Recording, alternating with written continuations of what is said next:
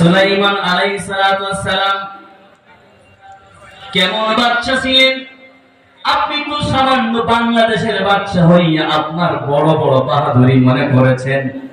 সামান্য আমেরিকার বাদশা, লন্ডনের বাদশা হইয়া আপনি ইসলামকে কিছু মনে করলেন না, কোরআনকে কিছু মনে করলেন না। কিন্তু বাদশা সুলাইমান সারা পৃথিবীর বাদশা ছিলেন, শুধু মানুষের বাদশা নয়। বাদশা সুলাইমান পশু, জীব, মানুষ সকলের প্রধানমন্ত্রী ছিলেন। চিল্লায় বলেন সুবহানাল্লাহ।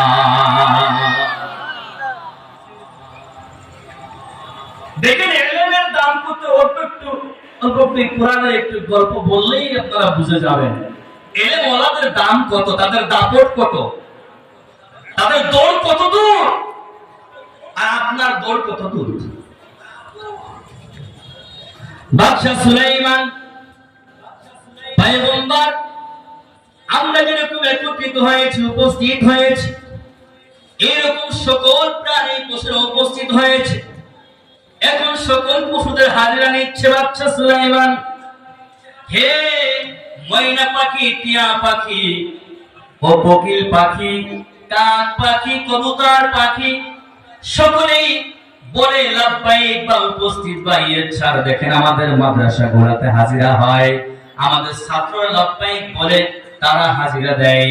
স্কুলে কেউ বলে ইয়েস স্যার, ইয়েস ম্যাডাম, উপস্থিত স্যার বলে, বলে কি বলে না? ঠিক সকল পশু পাখি হাজিরা দেয়। হঠাৎ একটা পাখির ভেতরে নাই, হুদহুদ পাখি। শুনেছেন না গল্প? অনেক গ্রাম।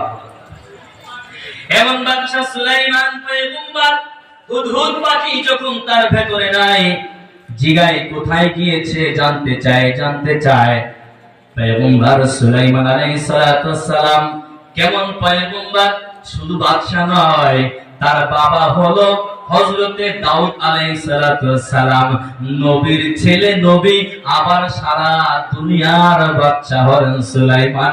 চিল্লায় বলেন আল্লাহু আকবার। হুদহুদ পাখি কোথায় গেল, হাজিরা কেন দিল না? তাহলে তিনটে শাস্তি হবে, হয় কতল করে দিব, নইলে শাস্তির আওতায় আনবো, আর তা না হলে যৌক্তিক দলিল দিতে হবে কেন এখান থেকে বাহিরে গেছে। জানতে চাই বিরল কথা সংক্ষিপ্ত মৌলিক ভাবে বোঝানোর জন্য বলতে চাচ্ছি। হঠাৎ হুদহুদ পাখির আগমন ঘটে গেল, বাদশা সুলাইমানের সামনে হাজির হইয়া বলে, ও পয়গম্বর, আমি গিয়েছিলাম জর্ডান আম্মাদে, অর্থাৎ যেখানে সুলাইমান আলাইহিস সালাতু ওয়াস সালামের বসবাস, সেখানে গিয়েছিলাম। সেখান থেকে চলে গিয়েছিলাম ইয়েমেনের সাবায়।